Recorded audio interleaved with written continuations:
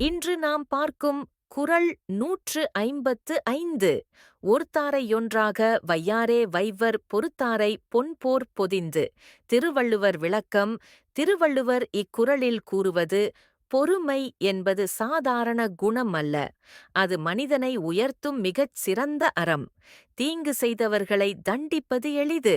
ஆனால் அவர்களைப் பொறுத்து அமைதியாக இருப்பதே உண்மையான மேன்மை.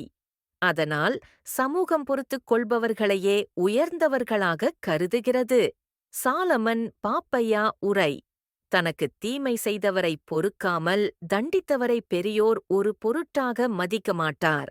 பொறுத்துக் கொண்டவரையோ பொன்னாகக் கருதி மதிப்பர். சாலமன் பாப்பையா இந்த விளக்கத்தில் சாலமன் பாப்பையா கூறுவது, பழிவாங்குதல் மனிதனின் இயல்பு, ஆனால் பொறுத்தல் சான்றோரின் அடையாளம். பொறுமையுடன் நடந்தவன் மன அமைதியையும் சமூக மரியாதையையும் பெறுவான். அதனால்தான் பெரியோர் பொறுத்துக் கொள்பவர்களை பொன்னைப் போல பாதுகாத்து மதிக்கிறார்கள்.